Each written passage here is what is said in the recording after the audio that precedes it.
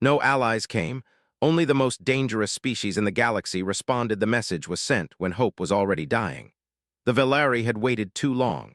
Their cities burned in silence as orbital defense grids failed one by one. Car Dominion warships filled the sky like black scars, blotting out stars that had once guided Velari explorers across the galaxy. Entire continents lay dark, their power cores shattered, their populations either fleeing underground or already lost. Commander Thessun stood inside the command chamber of the Velari homeworld's last intact defense station. The room was crowded, tense, filled with the quiet sounds of fear. Officers watched holographic displays showing red icons spreading across the planet's surface. Every red mark was another city fallen. They had followed procedure. They had trusted the system. They had sent calls for aid to the Galactic Council the moment the car crossed their borders. The Council acknowledged the message. They asked for evidence. They asked for time. They debated response levels and political consequences. Time was something the Velari did not have. One by one, Allied fleets declined to intervene. Some cited treaties. Others claimed their defenses were stretched thin. A few simply stopped responding altogether. Thessun remembered the moment when the Council channel went silent. Not disconnected, just quiet. That was when the fear truly set in. Now only one option remained. The channel was ancient, rarely spoken of. It existed outside Council oversight, marked only by warnings and old historical notes. Most species believed it was ceremonial, a relic from a violent age the galaxy preferred to forget. Thessun hesitated before activating it. His hands trembled slightly as he entered the authorization codes. "Transmit," he ordered. The message was simple, honest, desperate. "This is Commander Thessun of the Velari Compact. Our worlds are under extinction-level attack. We request immediate assistance, any assistance." The signal vanished into the void. For a moment, nothing happened. Then hours passed. The car fleet continued its advance. Their ships were brutal, angular things designed for fear as much as destruction. They did not bother with warnings. They did not seek surrender. Their doctrine was simple: overwhelm, consume, erase. Velari defenses collapsed sector by sector. In the command chamber, a junior officer whispered, "No response." Thessun nodded slowly. He had expected that. Still, a part of him had hoped. 3 cycles later, something strange appeared on the sensors. At first, it looked like static. Long-range detection arrays flickered, then recalibrated. Data streams showed readings that did not fit any known travel pattern. Objects were appearing where hyperspace lanes did not exist. "Sensor malfunction?" an officer asked. "Run diagnostics," Thessun said, though his eyes stayed on the display. The readings stabilized. They were real. Massive energy signatures emerged at the outer edge of the system. Not 1 or 2 ships, dozens, then hundreds. No standard fleet formation, no recognizable transponder codes. The car detected them moments later. Car commanders laughed. They assumed it was a desperate Velari trick, or a neutral scavenger group foolish enough to wander into a war zone. The Dominion fleet adjusted formation, weapons charging, ready to crush whatever appeared. Then the impossible happened. The unknown ships did not arrive through hyperspace. They simply were there. One moment empty space, the next an armada. The ships were unlike anything the Velari had ever seen. Some were sleek and dark, others blocky and heavy. Sizes varied wildly, from small attack craft to colossal carriers that dwarfed car dreadnoughts. Their hulls bore no markings of Empire or Council affiliation. Silence followed. No hails, no demands, just presence. The car commander finally transmitted a challenge, his voice filled with arrogance. "Unknown vessels, identify yourselves or be destroyed." There was a pause, then every channel in the system was overridden at once. Not jammed, not hacked, overridden. The voice that followed was calm, steady, and carried a strange weight that made even hardened warriors stop and listen. "This distress call has been acknowledged." The language was translated instantly, as if the speaker had expected everyone to understand.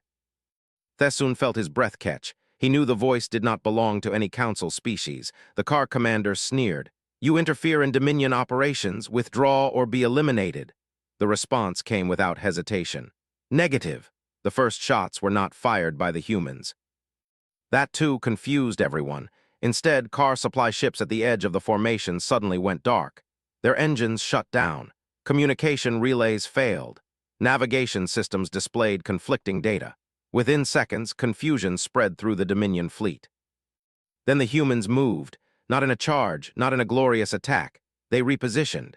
Human ships slipped between car vessels, not firing, simply placing themselves in key locations. Small craft swarmed around command ships, releasing bursts of electronic interference. Long-range weapons targeted sensor arrays instead of hulls. Car ships fired wildly, hitting nothing. Some shots struck their own allies. Veleri officers watched in stunned silence. "They're not fighting like anyone else," one whispered. Thessun realized something terrifying. The humans were not here to win a battle. They were here to dismantle an enemy. A car cruiser exploded when its reactor overloaded due to conflicting command overrides. Another drifted helplessly as its crew lost control of basic systems. Dominion formations broke apart, commanders shouting orders that never reached their ships. And still the humans barely fired. When they did, it was precise, clean, final. A human vessel moved closer to the Veleri defense station. For the first time, a direct channel opened. Thessun straightened, forcing himself to appear calm. "This is Commander Thessun," he said. We did not expect." "We know," the human voice replied. This time it sounded closer, older. "You followed the rules failed you." Thessun swallowed. "Who are you?" There was a brief pause. "We are human." The word carried history, fear, stories whispered in council archives and military academies. Humans were a species that had survived wars that should have destroyed them. A species that had turned scarcity into strength and desperation into strategy. A species the galaxy had quietly agreed to keep at arm's length. "Why did you answer?" Thessun asked. "Because you used the channel," the human said simply. "And because extinction warnings are not ignored." Outside the station, the battle was already ending. The car fleet was breaking apart, not destroyed, but crippled. Ships fled in random directions, many unable to jump to hyperspace at all. Veleri worlds were still burning, but for the first time since the invasion began, the sky was not filled with enemy fire. As Thessun watched, he understood the truth. No allies had come, only something far more dangerous. And somewhere deep in the void, the galaxy would soon remember why humanity was never invited to sit quietly at the table. The car retreat did not feel like victory. Commander Thessun watched enemy ships flee in broken directions, some drifting helplessly, others tearing open, unstable jump points just to escape. The space above the Veleri homeworld was filled with wreckage and silence instead of explosions. It felt unreal, like the universe had paused to catch its breath. Human ships did not pursue. That disturbed Thessun more than if they had. The humans simply held position, their fleet forming a loose, calm barrier between the Veleri system and the rest of space. They looked less like conquerors and more like wardens who had finished putting out a fire and were now watching for sparks. Reports flooded in from across the system. Car forces were abandoning occupied worlds without warning. Ground troops were retreating mid-battle, leaving equipment behind. Some car units had even surrendered to local Veleri militias, something that had never happened before. The car dominion did not retreat. It collapsed. Thessun turned as the human representative appeared again on the command display. The figure was human-shaped, but little else could be seen clearly. The image was intentionally plain, almost deliberately unremarkable. "The immediate threat is neutralized," the human said. "But the war is not over," Thessun nodded slowly. "They will return. The car do not forgive defeat." "They won't return here," the human replied. That certainly sent a chill through the room. "How can you be sure?" Thessun asked. "Because we are already elsewhere." Thessun did not understand at first. Then new data arrived. Veleri long-range observers detected massive disturbances far beyond their borders. Not battles, but something stranger. Car communication networks were failing across multiple systems. Trade routes vanished from navigational charts. Entire command sectors went silent. The human fleet near the Veleri system had barely moved, yet the Dominion was unraveling. "They didn't send everything here," one Veleri officer whispered in awe. "This was just containment." Thessun felt both gratitude and fear tighten in his chest. "What are you doing to them?" he asked quietly. The human paused before answering. "We are removing their ability to continue the war," the human said. "We are not erasing their species, we are erasing the threat." Thessun had studied galactic history. Wars ended with treaties, borders, compromises. Even the harshest conflicts left room for rebuilding. This was something else. Human operations struck car shipyards, not by destroying them, but by disabling automated systems so thoroughly they could not be repaired quickly. Command AIs were corrupted with logic loops that forced shutdowns rather than rebellion. Resource worlds found their extraction equipment mysteriously failing in ways that could not be bypassed. Human attacks were quiet, precise, relentless. Within days, car leadership fractured. Warlords accused each other of betrayal. Fleets refused orders that no longer made sense. The Dominion, built on fear and momentum, could not function once both were gone. The galaxy watched in stunned silence. The Galactic Council convened in emergency session. Delegates who had once argued for patience now spoke in panic. Humans had returned, not as petitioners or rebels, but as a force operating entirely outside Council authority. Council observers sent frantic messages requesting clarification, cooperation, restraint. No reply came. Thessun received updates from Velari colonies once thought lost. Human relief ships arrived without ceremony, delivering supplies, medical units, and engineering crews. They worked quickly and efficiently, asking no questions and making no demands. They did not raise flags. They did not claim territory. They did not stay. One Velari civilian asked a human medic why they were helping without expecting anything in return. The medic answered simply, "Because you were in danger." That answer spread faster than any official report. Days later, the human representative contacted Thessun again. "The Dominion's central command structure has failed," the human said. "Their capacity for coordinated warfare is gone." "So the war is over?" Thessun asked. "For you," the human replied. "Yes." Relief washed over the command chamber. Some officers lowered their heads, others openly wept. The Velari had survived, at a cost they could barely comprehend. "What happens now?" Thessun asked. "We leave," the human said. Thessun hesitated. "The council will want to speak with you." "They already do," the human replied calmly, "and you will refuse." "Yes, why?" Another pause. "Because they will ask us to promise restraint," the human said, "and restraint is situational." The honesty of that answer was more frightening than any threat. Thessun chose his next words carefully. "Will humanity respond again if another species calls that channel?" "Yes, even if the council disapproves." "That is not relevant," the human said. Outside the station, human ships were already preparing to depart. Their formations loosened, vessels vanishing one by one using drives that still confused Velari sensors. Before the connection ended, Thessun asked one final question. "Why does the galaxy fear you?" The human looked directly at the camera. "Because we learned something early," the human said. "If survival is optional, morality becomes a debate. We do not debate survival." The channel closed. The human fleet disappeared. In the weeks that followed, the truth spread across the galaxy. The Car Dominion did not recover. It fragmented into smaller factions, none strong enough to threaten another species. Trade resumed, borders stabilized. The war was officially declared over by the Council, though no treaty bore a human signature. Council archives were quietly updated. Old warnings were reclassified. Ancient records once dismissed as exaggerated were reviewed with new respect. Humanity was no longer listed as a dormant power. They were listed as an existential variable. Among the Velari, stories were told differently. Children learned that when the stars went dark and every ally turned away, someone still answered. Not because of politics or obligation, but because extinction itself had spoken. Thessun stood on a rebuilt observation deck months later, watching Velari ships return to the sky. Life was fragile, but it endured. Somewhere beyond known space, humanity continued its quiet watch. They did not seek praise. They did not demand thanks. They simply waited. And across the galaxy, every species understood the unspoken rule now carved into history. When the Council hesitates, when treaties fail, when survival is on the line, there is a channel. And humanity is listening. Years passed, but the galaxy did not return to how it was before. Commander Thessun was no longer a commander. Age and responsibility had moved him into a quieter role, one that involved rebuilding rather than fighting. The Velari homeworld had healed as much as a world could after invasion. Cities were restored, skies were clear again, and trade lanes were busy with life instead of warships. Yet peace felt different now.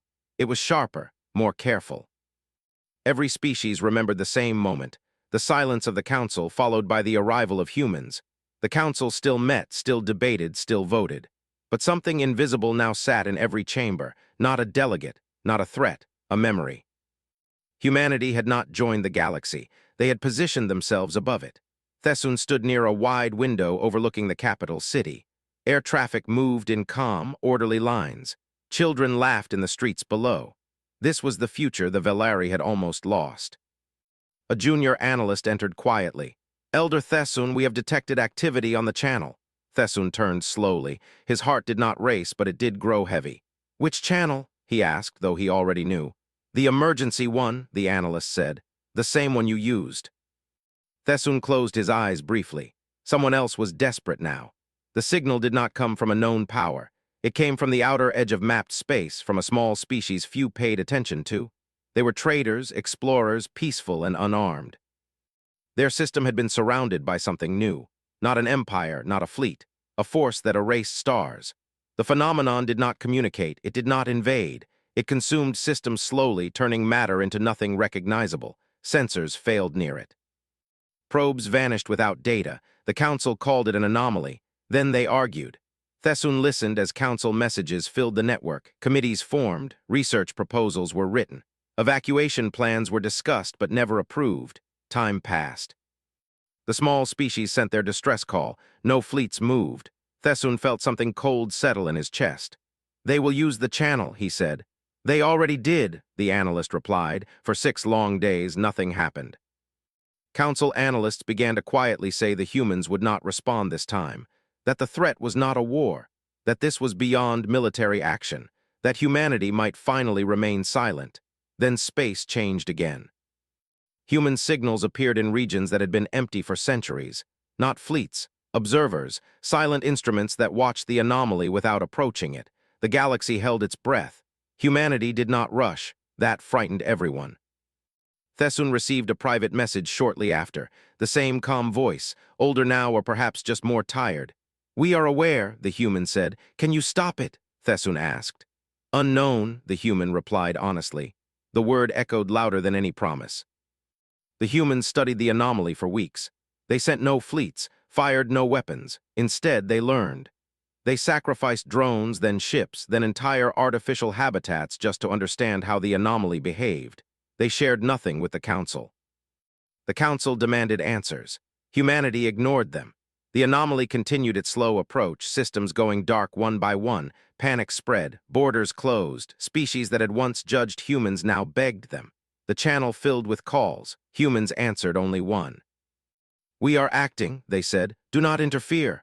What followed was not a battle. It was an experiment on a galactic scale. Humans began altering space itself near the anomaly, not blocking it, not attacking it, redirecting it. Bending the paths it followed, guiding it away from inhabited systems. The cost was enormous.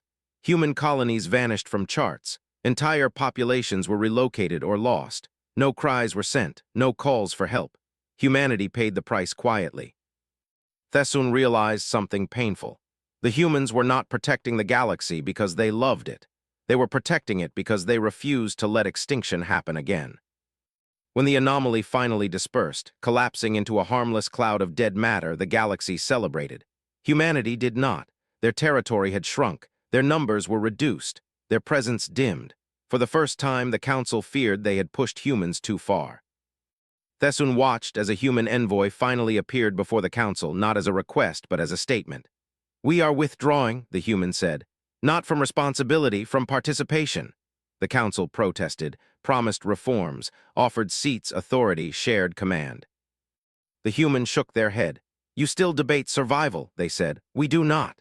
And then humanity stepped back into the shadows. Years later, children across the galaxy still learned about them, not as rulers, not as monsters, as the species that answered when no one else would. Thessun returned to the observation deck one last time before retiring fully. He looked at the stars and wondered if humanity was watching back. Somewhere he believed they were, not waiting for thanks, waiting for the next call, because extinction never stops trying.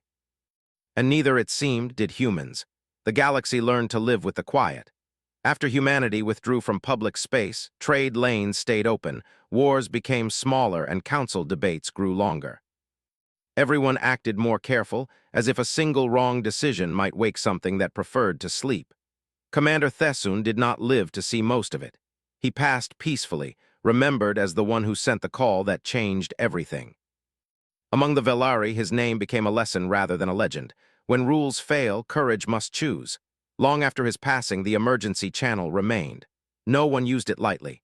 Years turned into decades.